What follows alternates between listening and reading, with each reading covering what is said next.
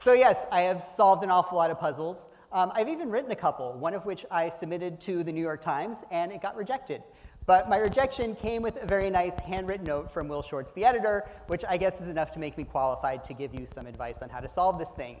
And my first piece of advice is do a lot of puzzles. And I know you're thinking, really, that's your big advice is I'll get better with practice. But I want you to do this because I want you to get familiar with the words that puzzle creators love, because I want these to be the first ones that pop into your head when you start doing this puzzle. Now, like the weird, obscure, crosswordy words, these have fallen out of favor. You won't see those as much, but you're still going to see common words that have lots of vowels and other common letters, because these are the ones that are easy for puzzle creators to fit into the grid. And so if you see a reference to a palm or a berry, I want your first thought to be acai. If there's talk about a card game, your mind should go to Uno. Any talk about a fish, you should immediately go to eel, maybe ahi, but eel. And any type of musical instrument, think about oboe. Do this, and you're going to have a pretty good head start. The next tip I have is look for agreement between the clue and the answer.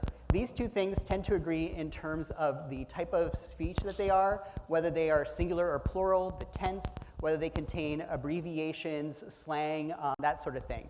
And so here, for instance, dreams is plural, and therefore the answer, record deals, is also going to be a plural noun.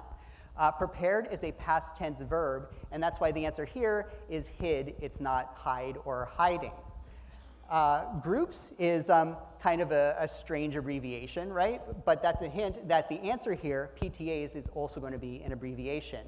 And here the clue is paradisiacal, not paradise, and that's why the answer here is Edenic instead of Eden. And you can use this to your advantage. Like here, maybe I don't know the answer to most beloved, but that most is a pretty good sign that this is going to end in EST because it's a superlative. And here, sites is plural. This clue is probably going to end in S, and maybe that gives me a head start on that down answer. The other tip I have is watch out for double meanings. This is a common misdirection that puzzle creators like to throw at you, where a word in a clue you think is going to mean one thing, and it actually means another. And a sign that this is going to happen is when there is a question mark in the clue. So here, yellow slippers, we're not talking about the things that you wear on your feet. We're talking about things you might slip on, and that's how you end up with banana peels.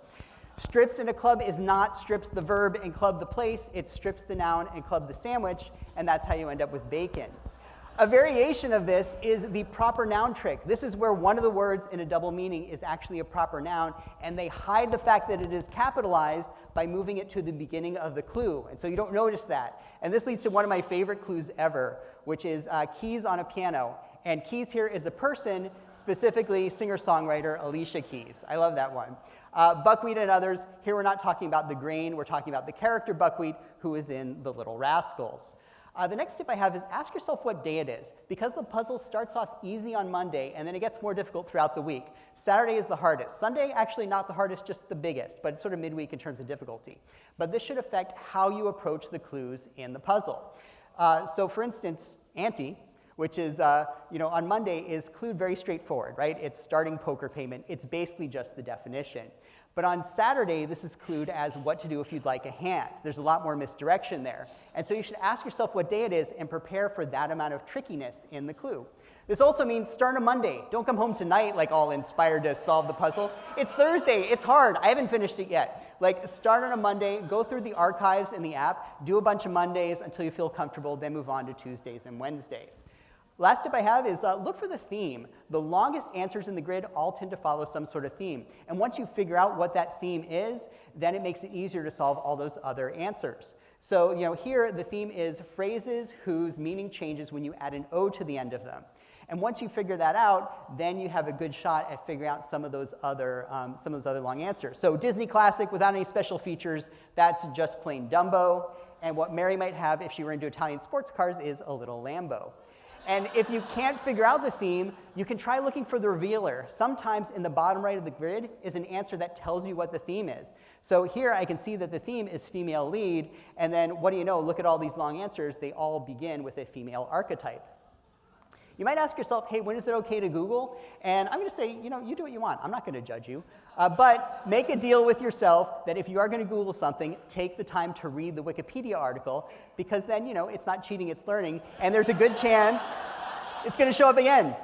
Finally, try making your own puzzle. It's hard, and you might not be any good at it, but it'll get you into the mindset of these creators and help you understand why they like the words they do, and maybe you'll end up with your very own handwritten note from Will Shortz.